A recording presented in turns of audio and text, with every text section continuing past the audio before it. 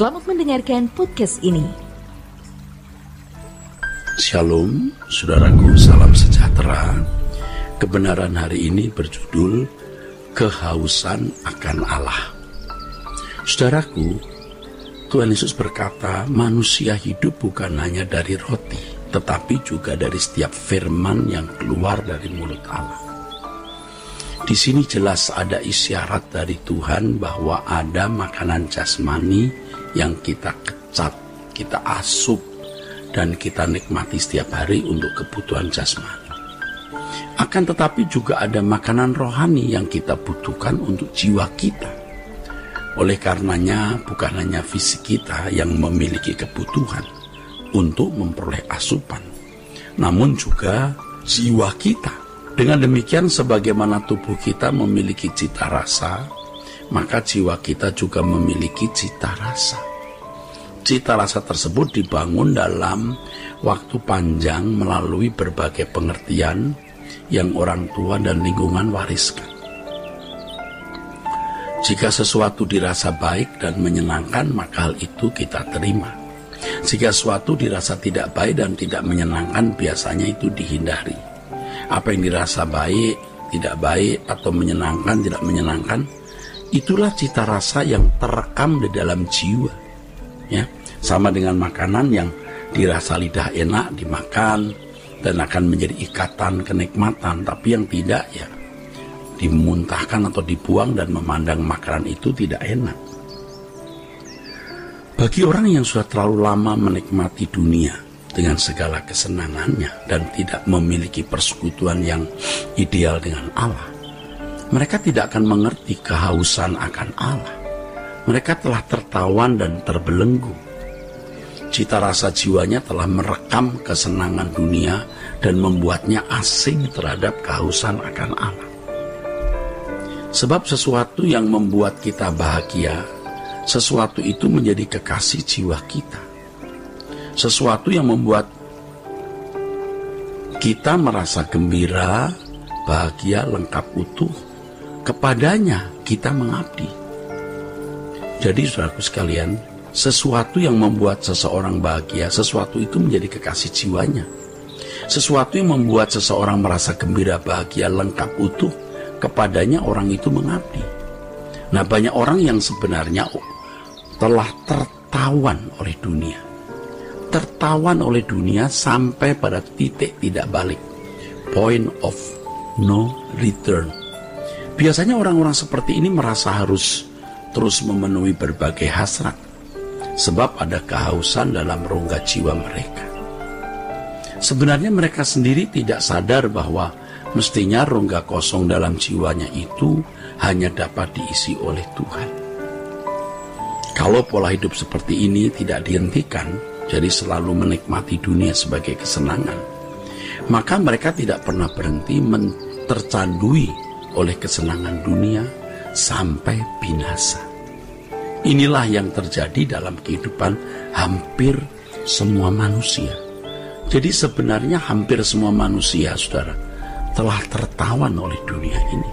Sedikit sekali orang yang tidak tertawan oleh dunia ini. Hanya orang Kristen yang serupa dengan Yesus yang tidak tertawan oleh dunia ini. Saudaraku, Tuhan telah mengkondisikan manusia dengan rongga kosong dalam jiwanya yang hanya bisa diisi oleh Tuhan. Sejatinya rongga kosong tersebut adalah ikatan yang Allah taruh dalam diri manusia yang dapat menyelamatkan manusia dari kebinasaan, sebab memang manusia tidak dapat terpisah dari Allah penciptanya. Tuhan Yesus berkata, engkau minum air ini, engkau haus lagi. Tetapi kalau kau minum air daripadaku, daripadamu akan memancar kehidupan. Hal ini menunjukkan kehausan dalam jiwa manusia hanya dapat dipuaskan oleh Tuhan. Ya, harta, kekayaan, kehormatan, dan berbagai kesenangan dunia lainnya tidak dapat memuaskan jiwa manusia. Seseorang dapat merasa bahagia dan puas seketika saat memperoleh berbagai hal tersebut. Akan tetapi ketika maut tiba, artinya meninggal, seseorang baru sadar bahwa dirinya memerlukan Tuhan. Pada akhirnya ia melihat semua hal jasmani yang dicapai tak dapat menjawab kebutuhan jiwa yang sesungguhnya. Ironisnya, saudara, sejak kanak-kanak rongga kosong manusia diisi oleh berbagai hal, dan itulah yang kita warisi dari orang tua yang tidak mengenal kebenaran dan dunia yang fasik. Sehingga banyak orang dikondisikan untuk mengisi jiwanya dengan kesenangan dunia, sementara yang sebenarnya tidak dapat menolong ketika hari akhir tiba. Jadi banyak orang dikondisikan untuk mengisi jiwanya dengan kesenangan dunia, sementara yang sebenarnya itu tidak akan dapat menolong ketika hari akhir tiba.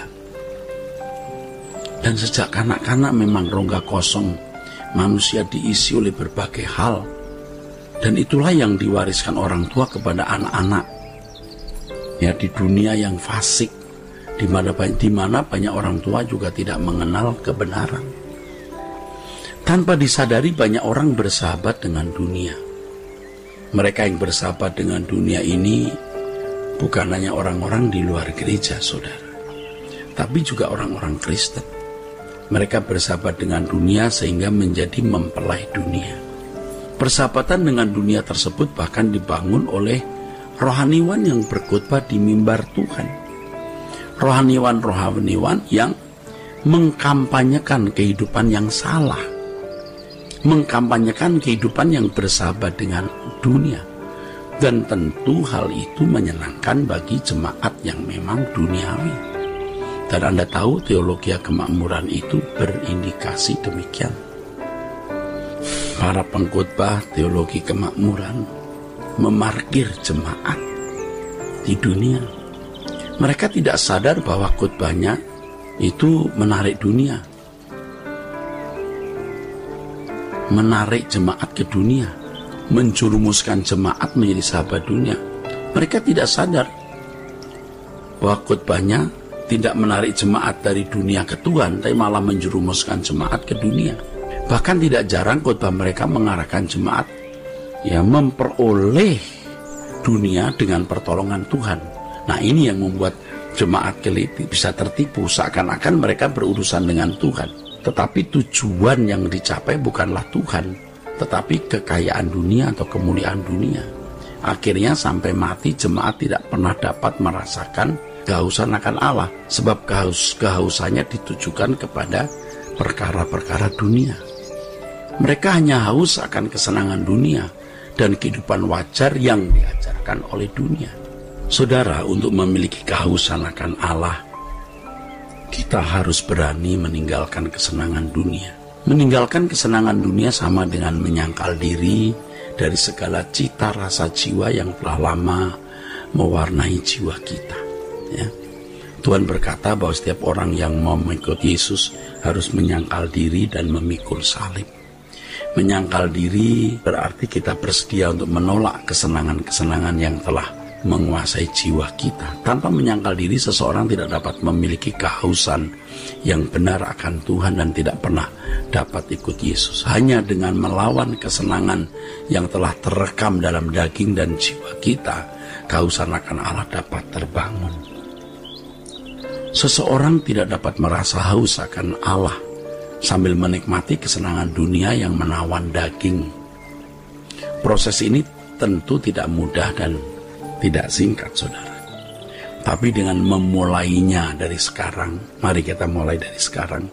Kita membangun kehausan akan Allah sejak di bumi, sehingga kita bisa mengikuti jejak hidup Yesus dan bertemu dengan Allah. Ya, kiranya saudaraku, kebenaran hari ini memberkati kita sekalian. Sola Gracia.